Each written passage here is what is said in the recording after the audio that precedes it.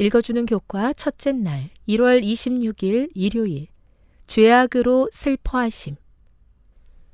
하나님은 정의를 사랑하고 악을 미워하신다. 따라서 죄와 악은 그분을 격분시키고 억압받고 학대받는 사람들을 대신하여 그 열정을 표출하게 하며 심지어 악이 그것을 행한 사람 그 자신에게만 영향을 미친다 하더라도 마찬가지다. 하나님은 악을 미워하시는데 그 이유는 악이 항상 그분의 피조물에게 해를 끼치기 때문이다.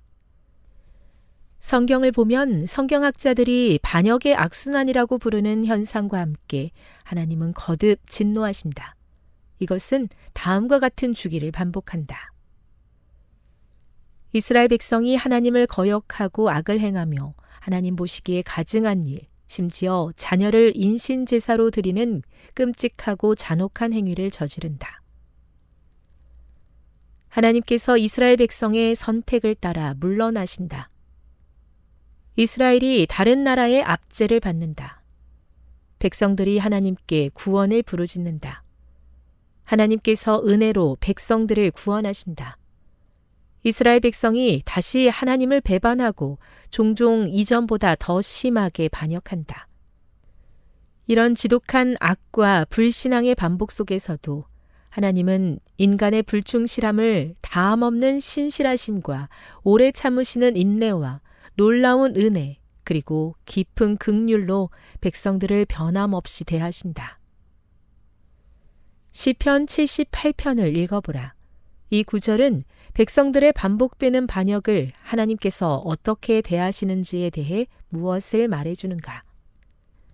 성경에 따르면 사랑과 정의는 서로 얽혀 있다. 악은 항상 하나님의 사랑의 대상인 누군가를 해치기 때문에 하나님의 진노는 악에 대한 사랑의 당연한 반응이다. 성경 어디에도 하나님께서 이유 없이 또는 부당하게 진노하거나 화를 내는 경우는 찾을 수 없다. 하나님의 백성은 반복해서 그분을 버리고 배반했지만 하나님은 그 오랜 시간 동안 모든 마땅한 응보를 뛰어넘는 긍휼을 베풀어 주심으로 당신의 오래 참으시는 자비와 인내하심에 헤아릴 수 없는 깊이를 보여주셨다. 실제로 시편 78편 38절에 따르면 하나님은 긍휼하심으로 죄악을 덮어주시어 멸망시키지 아니하시고 그의 진노를 여러 번 돌이키시며 그의 모든 분을 다 쏟아내지 아니하셨다. 교훈입니다. 하나님이 악에 대해 분노하고 슬퍼하심은 그것이 사랑하는 사람을 해치기 때문이다. 인간은 불충하나 그분은 변함없는 신실함으로 언제나 도와주신다. 묵상. 당신도 다른 사람이 저지른 악에 대해 분노한 적이 있을 것입니다. 그런 경험은 악에 대한 하나님의 진노를 더 잘 이해하는 데 어떻게 도움이 됩니까? 적용. 하나님의 진노하심과 오래 참으심 중에서 어떤 것이 더 두드러진다고 생각합니까? 우리는 하나님의 모본을 어떻게 따를 수 있겠습니까? 영감의 교훈입니다. 회개의 여지를 주심. 이 감사할 줄 모르는 백성을 완전히 멸절시키지 않은 일에 하나님의 선하심과 자비가 나타났다. 그분은 스스로 미혹을 당하도록 허용한 회중에게 회개의 여지를 주셨다.